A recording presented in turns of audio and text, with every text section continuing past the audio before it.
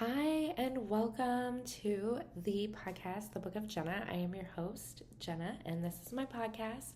I have been told numerous times in my life that I should start or write a book, and I really don't want to do that. To me, just talking about life feels a lot easier. I feel like Um, I can let you guys in on more secrets, right? And you really get the authenticity that is me if you have a podcast as opposed to if I wrote a book. I feel like I would do myself a disservice. This is my podcast, and I am so excited that you're here. I'm so excited that you found me. We're going to go through a journey of my life. It's been an interesting one, but we are going to talk about it and the experiences I had, the good, the bad, the ugly, the ones that I wish I could forget, the ones that I'm most proud of. And we're just gonna kind of dissect them, and I'm gonna give you happy little nuggets that will hopefully help change your life and your perspective and the way you see yourself and the way you see your circumstances. And later on, I will absolutely be bringing in some wonderful women who have helped shape me, and women who have shown me what grace looks like in hardships and how to bounce back from tragedy. And so I'm really excited to branch out and to share more of others as well. So if you know someone, or if you are someone who has really turned your life around and really, done yourself quite a service, I'd love to hear your story, and I'd love to honor you and share your journey on my podcast, because I feel as women we really honestly learn so much from each other, and we don't do that enough anymore. So I would love to have you sit down with me and we can just talk about your life. So, I am going to give you a little bit of my backstory. I'm going to share a little bit with you today, but this is really just to kind of get my toes wet and get your toes wet, because facts, I'm really nervous about this. And I'm just doing it even if I'm scared, because I just really want to help other people. I really want everyone to live their best life, whatever that looks like to you. I'm a firm believer in we can all eat. We just maybe not want everybody to sit at our table, and that's fine. I have had a lot of friends that I thought would sit at my table for a really long time, and they weren't there for very long. I'm sure some of you can relate to that, just having that season where you're like, man, this person is my bestie for the resty. And then a curveball happens and you're like, whoa, I don't think that you are for me anymore. Whether it's, that I grew, or maybe they grew and we just kind of outgrew each other and the relationship that we had formed. So that is quite all right. I feel sometimes I am a seasonal friend, right? So I know that I am here for people's seasons. I know that I come into people's lives and I simply just jolt them awake, or maybe they jolt me awake, right? And we are friends for 3 months, 2 months, 1 month. You guys have, I'm sure you felt this, where you felt such a connection, and then a few months later, you were like, girl, where'd you go? I'm going down this path, and you're on this other path, and we are just not, the path isn't for us together. It's clearly, this is where the fork in the road is, and you're going to go this way, and I've got to keep going my direction. And I think sometimes we really beat ourselves up about that.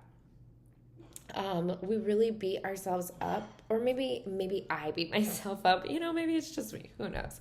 But I feel as though we really kind of just beat ourselves up, and then we're like, dang, I should reach out, or man, I'm gonna cling to this friendship or relationship, right? Sometimes it's not just a friendship, maybe it is a relationship. And you're just like, I'm just gonna cling on to this baby as long as I can, because I feel like I'm supposed to. And I think that's what bites a lot of people in the butt. I know it's bit me in the butt. And that's why I say I'm a seasonal friend. When it is time for me to leave, I will leave. I will love you. I will wish you well, or I will block you. It just depends, right? Because sometimes there's no wishing people well to their face. I will still wish you well. I will still cheer for you. I will still want you to succeed. I will still want you to live your best life.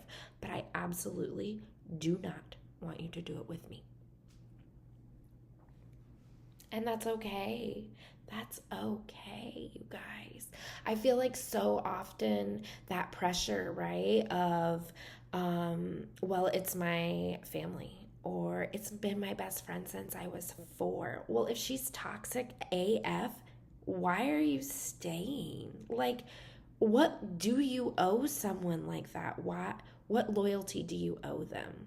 Honestly, let's be frank. What do you owe them? Absolutely nothing. So move on. Don't waste your time.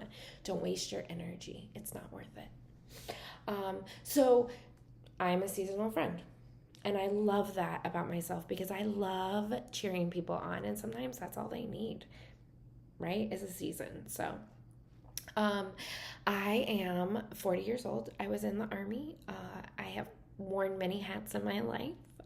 I am a mother. I am a partner. We're not married, but my boyfriend and I have been together for almost 8 years. And I really have been through quite a bit in my short life on this earth, and I love being able to share. I grew up in Illinois, very small town. Honestly, there were like 65 kids in my graduating class. It was really small. K through 12 school, which was awful. If you are an outcast, if you do not have the proper last name, if you don't look a certain way, if you don't act a certain way, they will eat you alive, and they ate me alive. So when I was I was almost 19 when I joined the Army.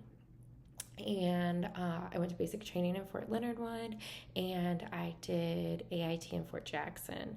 Then I got to live overseas for 3 years, which was wonderful. The travel was wonderful. Not all of the Army was wonderful. I can tell you there were some really horrific parts. It is awful, in my opinion. But, I am so grateful for what it has given me, and I am so grateful for what it taught me. But I would do it again. I would do it again. I just don't recommend it for others. But I know some people just love it. And I have some wonderful friends who have made careers out of it, and it is absolutely beautiful, and I am so thrilled for them because it really does set you up for success.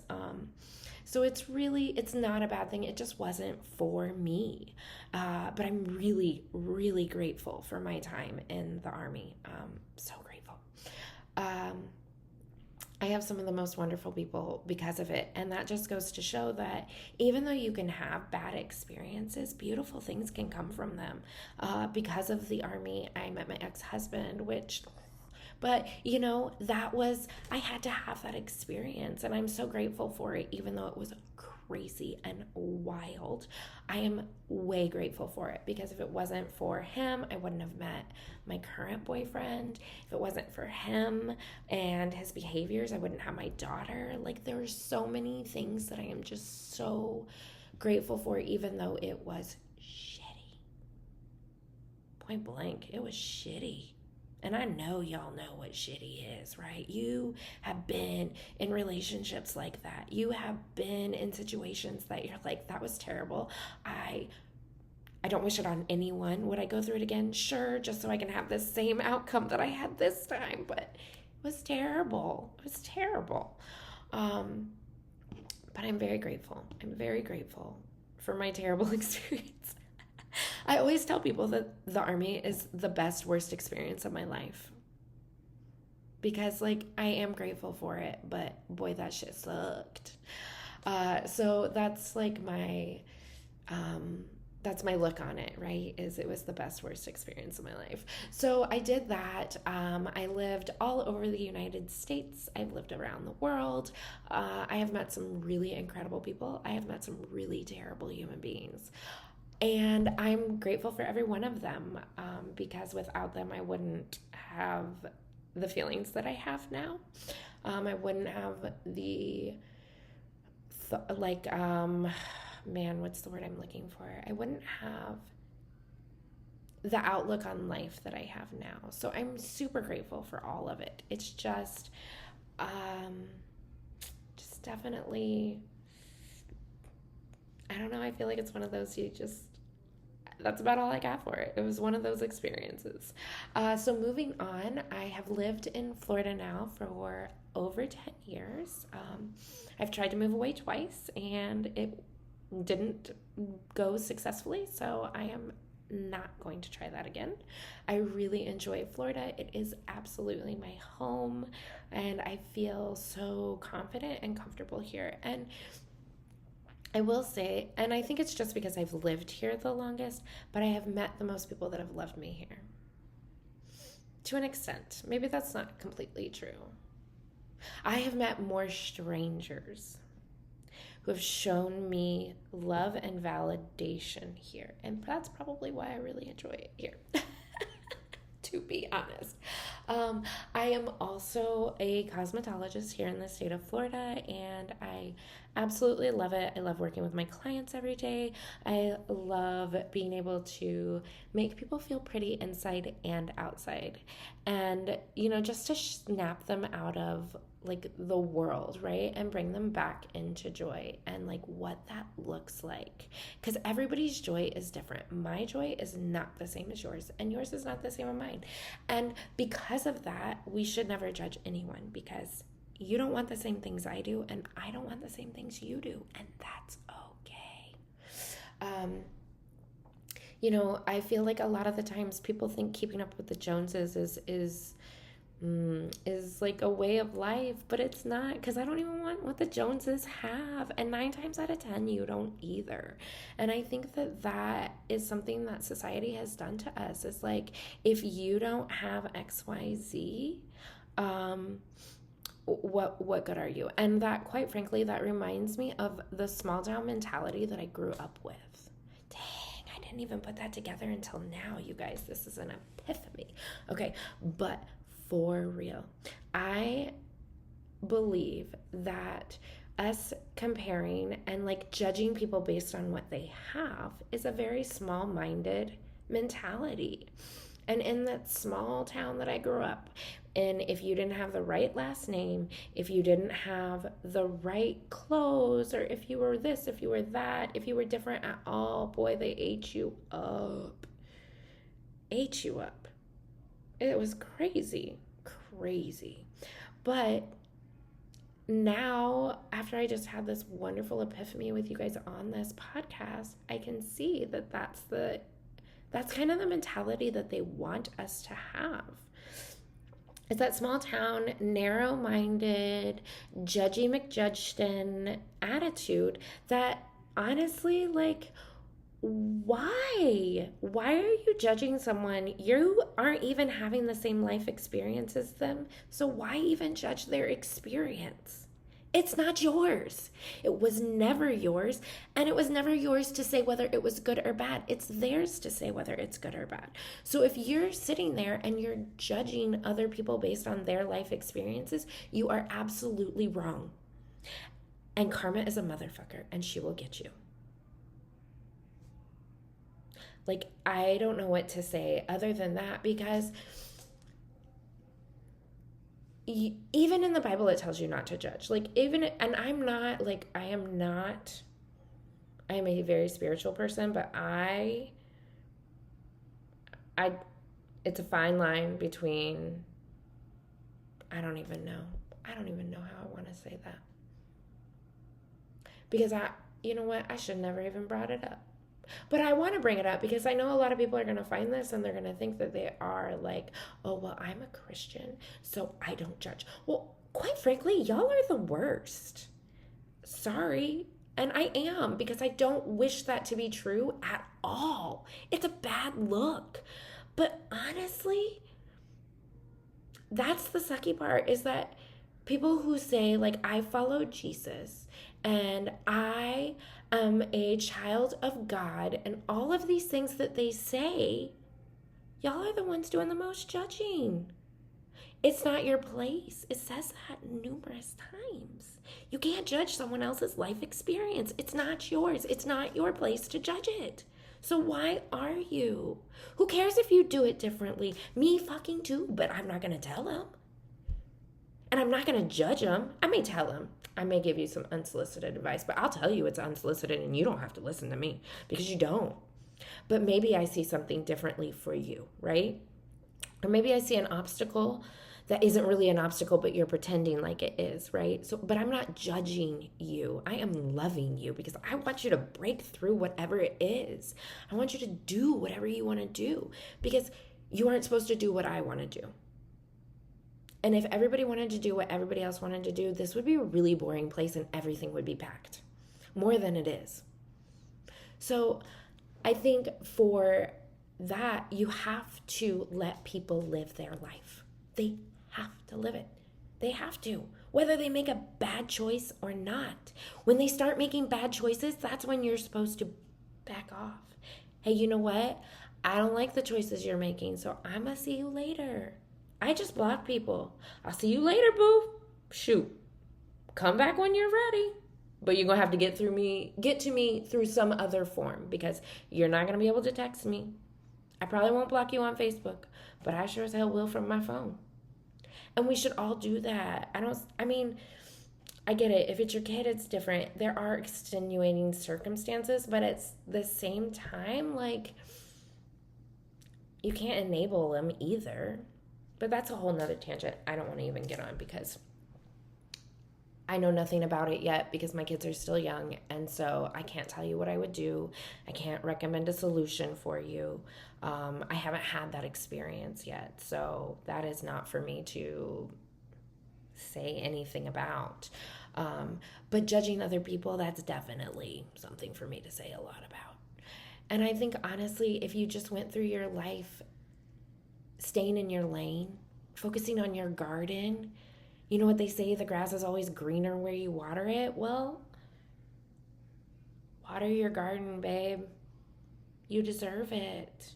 You deserve to focus on yourself and not have to worry about someone else's water or their grass because it ain't your grass.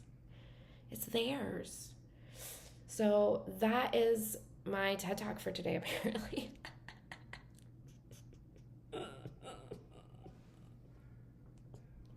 I didn't know I'd go off on a tangent about judging people, but here we are. First podcast, and I'm already telling you what to do. Who knew? I really don't care. You know what? Obviously, you're going to live your life whether you listen to what I say or not, and that's fine. I'm just trying to make the life that you live a little happier. And I've noticed, for me personally, when I stopped judging other people's life experiences, mine got better. It could be a coincidence.